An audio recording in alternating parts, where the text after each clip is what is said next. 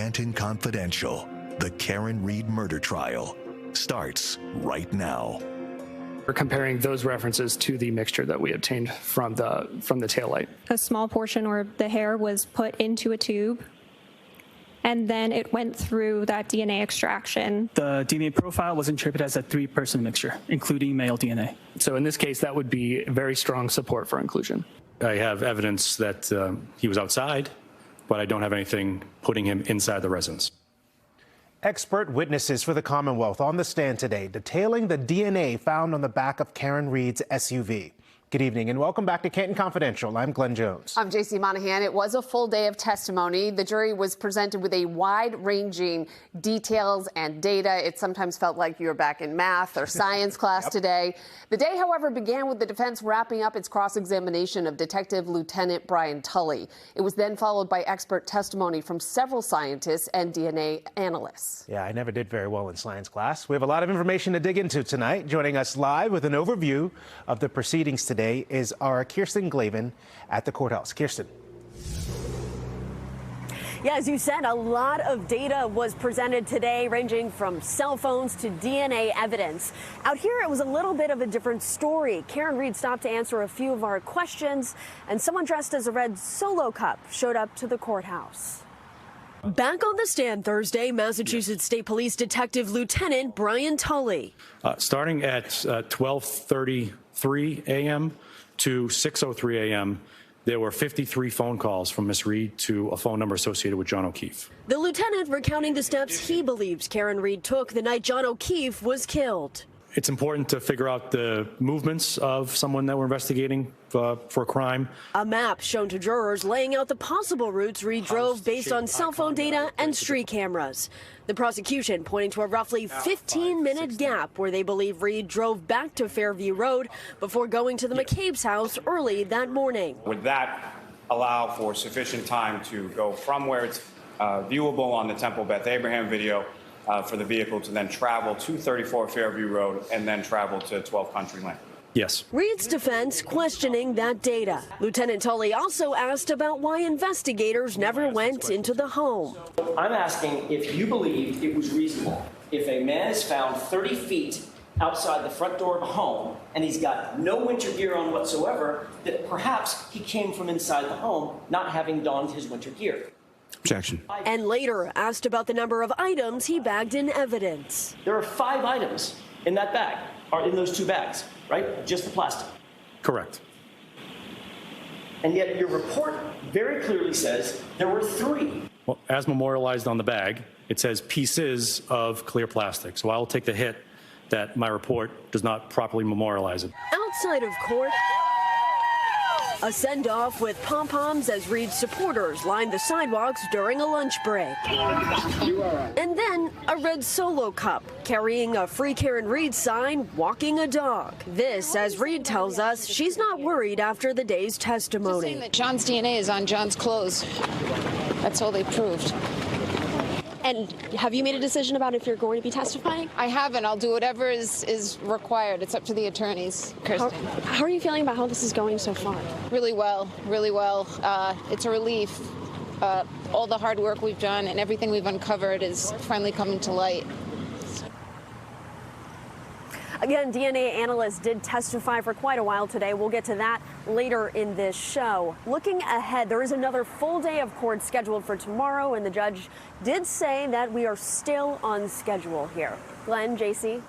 Okay, Kirsten, thank you. Joining us now here in studio is local attorney Catherine Luftus. Note my objection on TikTok. We should start where Kirsten's great reporting left off. What goes into the decision about whether or not a defendant will testify in their own defense in a case like this? From a defense attorney's perspective, you almost never want to put a defendant on the stand. Too risky. Too risky. Generally, you only do it if it's absolutely necessary. In this case, I don't see any reason for her to take the stand. I have always said she is not going to take the stand. If the case was really, really strong and going against her, and the only way to get her side of the story was through her own testimony, you might put them on. But even then, I mean, if you ask almost any attorney, it's very risky because you're essentially opening them up to any questioning that comes from the Commonwealth, and particularly when there are some inconsistent statements and behaviors, why put that into testimony when your case is going so well for the defense? Well, today the prosecution did a lot of technical testimony. So I joked it was like math and science class again. We had a lot of numbers, DNA testing. We had some geography lessons too, plotting points. With all that was encompassed today, I mean, as sort of a math geek, I kind of loved it, but it's a lot to follow. And do you think the prosecution was able to hit the points home that were embedded in all the numbers? As a non-math geek, it was hard for me to follow. You know, we're talking about the prime meridian and the equator and what this cell phone tower does and this and that. And this is often what I think we've talked about here over the past couple of weeks, is that there is substance to some of what the Commonwealth's evidence is, but it feels like it gets lost in the details. It didn't feel, the goal of a lot of the evidence, particularly coming through the coordinates through Sergeant Tully, was essentially for the Commonwealth to say, we believe she drove by Fairview 1 or 2 times. I'm not sure that that was communicated effectively to the jury. If I'm not really understanding that and it's getting lost in all these little tiny questions, I'm not sure that a jury will understand it either. Let me see if I could just ask you an agree or disagree question. Karen Reed also said, when talking to Kirsten, that she believes her defense is going well. Would you agree or disagree with that? I would agree with that. I mean, I think the defense is doing an excellent job. Obviously, there's 2 different ways to attack it. The only thing that they have to do is create reasonable doubt. And then we have the secondary third-party culprit theory. But I think that the police investigation issue alone, I mean, particularly after Michael Proctor, but even with all the other witnesses who theoretically present some good evidence for the Commonwealth, there's holes being poked in almost every single one of them. Right. And all you need is a little bit of doubt, and that's enough. The jury is going to be instructed on that, and if they can't, with a moral certainty, decide that she actually is guilty, then you must find her not guilty. And I think the defense is doing a great job at poking those holes. Catherine Loftus, don't go anywhere. She's with us for the half hour, but after the break, Sue O'Connell, our courtroom insider, joins the conversation. We'll discuss the jury's response to today's testimony. Canton Confidential returns in just a moment. Today in court, the prosecution showed surveillance video of what they believe is Karen Reed's SUV on the morning of January 29th, 2022. Along with the video, new details were presented in the Commonwealth's theoretical timeline of that morning. Listen, some of Detective Tully's testimony was hard to follow, so we broke down a portion of it and paired it with a map to help clarify. Lieutenant, from this portion of this video from the Canton Public Library, what, if anything, of significance did you observe in this portion of the video relevant to this investigation? You observe a large black SUV take a left from Sherman Street onto Washington Street, heading south. And Sherman Street or Ave goes straight to 1 Meadows. So if one were to travel from Meadows Ave, the residence of John O'Keefe, to this location here, you would come down Sherman and you could take a left onto Washington Street to head south. And as far as south on Washington Street, again, off to the right of the screen, what, if any, locations of significance in this case are located in that direction? The Waterfall Bar and Grill. In terms of 5:11 a.m. and 5:15 a.m., at any point in time, do you observe the black SUV traveling back in the other direction? Yes. You could pause there. And Lieutenant, if you could, using the laser pointer you have before you, direct the jury's attention to where you observe the black SUV.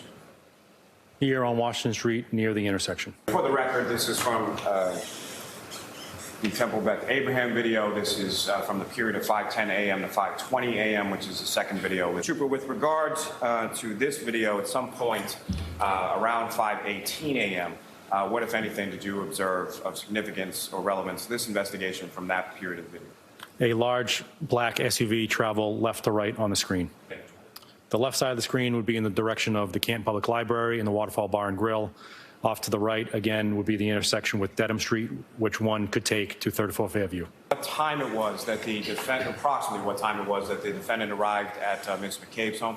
I think 5:35, approximately. It would take you much quicker to get there. It's about 1.5 miles from Temple Beth Abraham to Country Lane. The directionality of that black SUV, both in the 1217 and the 518, where is Fairview Road in relation to the directionality of the SUV that you observed?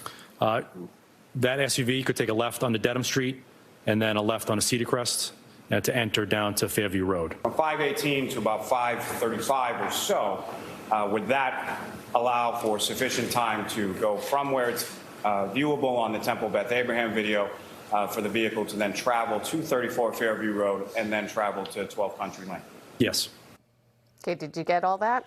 Ooh, I'm not sure that I did. Tully then went on to outline that cell tower data, he says, shows Reed's phone connected to a tower near 34 Fairview Road around 5:18 a.m. All right, we should also note that Tully says they were not able to collect surveillance video in the area between the Temple and the McCabe house. All right, so joining us at the table now is Sue O'Connell, of course, our courtroom insider, and once again, Catherine Loftus.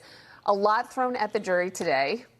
Did we button up the numbers and the testimony so the jury could walk away with an understanding? So, JC, as someone who dove into this case as a juror, I'm not really a juror. I don't have the background information. I'm dyslexic. I have attention deficit disorder, okay? And he was an excellent, I think he was the best defense witness they have had. He's clearly very exceptional at his job. But the maps that he was showing, the maps that we saw just now, those were maps that we made. While he was detailing that, I had no idea what he was talking about. And I lived in Canton for 10 years. I don't know what direction north is on Washington Street or south is on Washington Street. I mean, I knew the point. So that part was confusing, right? And then the maps that he showed were very technical based, right? And I couldn't really understand because he had the streets and it was dark and there were little triangles that were everywhere. Mm-hmm. And then Jackson got up and showed a map.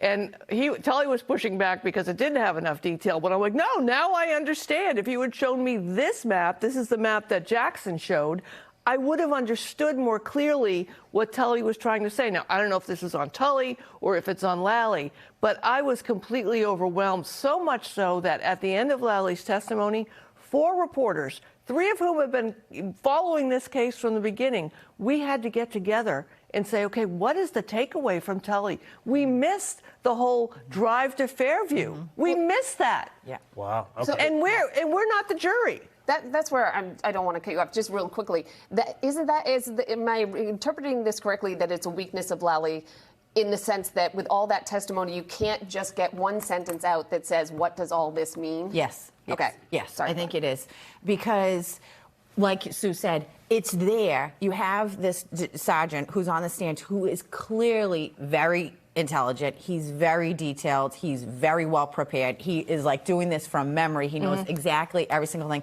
And you still weren't able to discern what am I supposed to get from this? What is the jury supposed to understand? I didn't understand. Are we saying definitively she drove by Fairview Road once or twice? Are we not saying that? When Attorney Jackson got up and had the map that looked, and still it was a little bit confusing, but it's the Commonwealth's job to make it easy for the jury. You have to break down. We've talked about the experts are often boring. They're often technical. There's a lot of information. It's the prosecutor's job to take that information and present it in a pretty package to the jury and say, this is a lot, but this is what it really means. Well, this is what we want you to a significant moment because I know, Sue, in your commentary, you've said, well, I hope there's more coming. Mm-hmm. We're getting the more now, but it isn't landing effectively. So in the end, do you end up bungling the strategic point of keeping the forensic and physical evidence to the end? I think, like you said, the clear strategy was to buttress the third-party theory and go after that. And now I do think what the Commonwealth's strength is coming out, but it's not you're fumbling the ball in the appropriate way. Glenn, if you were just able, in the way that you can when it's your witness, to ask, does this mean that it could be likely that Karen Reed went to Fairview before she went to the McCabe's? That question wasn't asked. It wasn't asked, and I know you can't ask it exactly that way. I don't have a law degree, but you could ask that. Can you ask the questions that have the witness say directly to the jury what the point is? This is actually a scientific point that, again, I don't know if the jury got it. It's supposed to be basically that she had time. Right. She's already testified. Right. We've already heard testimony. In the early morning hours, 4:30, 5:30 in the morning, she went straight from her house to Jen McCabe's.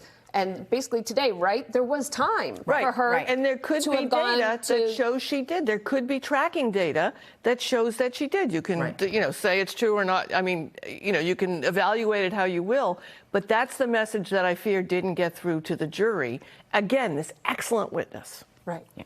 And to Sue's point, you can ask the question, even if you know it's, and that's what the defense is really good at. Right. Asking the questions that every lawyer watching knows that's an objectionable question. It doesn't matter once it's overruled, once it's sustained, once the jury hears it, even if it's stricken from the record. So you just ask the question that you want the jury to, it signals this is what you should be paying attention to and why. Who cares if it gets objected to because the jury has already heard it. And we don't see that a lot. We see it a lot from the defense. So they get the message out there, but we don't really see it as much from the Commonwealth. Because the big deal was the fact that they say she knew exactly where John O'Keefe was when she went by, but there could be a second time she went by the property. Did that get mentioned at all today? No, that's what, in case you weren't following, I just wanted to. Right. So that would be something you would want to make sure you highlight the jury. If that's the one piece, if there's, if there are jurors who are saying she knew where he was when they arrived, she must have gone there before, and then when they came back, that narrative, that universe was not set for the jurors. And again, I have a cell phone. I can go to lunch. I can talk to my colleagues. I can do some research. They can't. Right. Sue, Catherine, thank you. Still ahead, we're digging deeper into the possible fallout from Trooper Michael Proctor's testimony in the Karen Reed murder trial. His admitted conduct in this investigation may impact other cases he's been assigned. We have a report from our NBC 10 investigators when we come back. Tonight, we're still hearing a lot of reaction to stunning text messages from the lead investigator in the Karen Reed case. Everyone from criminal defense attorneys to the governor weighing in on the exchanges Mass State Trooper Michael Proctor admitted were unprofessional and regrettable. NBC 10 investigator Ryan Kath has more. They were extraordinary moments in court. A law enforcement officer reading his unfiltered remarks that he sent about the case to his wife, his sister, and his high school friends. Those personal text messages only coming to light because of the rare involvement of the federal government and its investigation into how the case was handled. Trooper Proctor, you never thought when you were engaged with these other 8 individuals that this particular set of chats would ever become public, did you? No, I do not. Trooper Michael Proctor admitting he never thought a jury or the public would hear private text exchanges about how he described defendant Karen Reed. That was the word you used, a figure of speech, right? Correct. A girl who herself, right? Correct. And then her, correct? Correct. The shocking messages among the thousands of pages of documents turned over by the U.S. Attorney's Office as part of its rare probe into the handling of the murder case. On Thursday, Governor Healy reacting to what she heard. It's terrible. I think anybody looks at that. I mean, it's completely unprofessional. It does harm, frankly, to the dignity and the integrity of the work of men and women across the state police and law enforcement. So as a former attorney general and as governor, I am disgusted by that. Now the question turns to the fallout, not just how the testimony could affect Reed's fate in her murder trial, but potentially previous cases where Proctor played an important role. The fact is, if you were sitting in prison right now and Proctor was one of the key witnesses against you, haven't you already made your trip to the law library and haven't you already talked to your lawyer and a new lawyer to say, I want a new trial? They should be asking him. They should be getting copies of his phone. Longtime criminal defense attorney Tracy Minor says there's likely a scramble taking place behind the scenes involving any other cases Proctor has touched. I think they have an absolute obligation to go back and make sure this agent hasn't said other things about other defendants in the past. As we reported yesterday, Proctor is also lead investigator in the high-profile case of Brian Walsh, the Cohasset man accused of murdering his wife. His defense attorney told us he already plans to file a motion over possible questionable conduct. As far as old cases possibly getting overturned, the bar is high. Defendants would have to prove not only that evidence showing bias should have been turned over, but also that it would have had a direct impact on the outcome of the case. For Canton Confidential, I'm investigator Ryan Kath. And when we come back, Catherine Loftus returns with us to answer your questions. Stay right there. Let's get to one of our many viewer questions. This one is from Tony R. If the prosecution is taking so long to present its case and the judge wants the jury to have the case by the end of the month, will the defense be rushed to present its case? Catherine Loftus is back with us. What do you think? No, they won't. Really, the judge's job is to control the courtroom, but ultimately the defendant's constitutional rights beat everything else. So they get to present their case. If they're going to take a little bit longer, if it pushes it out, the judge has essentially said we'll have it, the jury will have it for deliberation by the end of June. If it goes an extra couple of days, she's certainly not going to put a stop to what the defense wants to present or ask any questions, because ultimately they have the right to present their defense just like the Commonwealth does their case. Okay, Catherine, thank you. Testimony resumes tomorrow at 9, and we'll be right back here at 7. We'll have the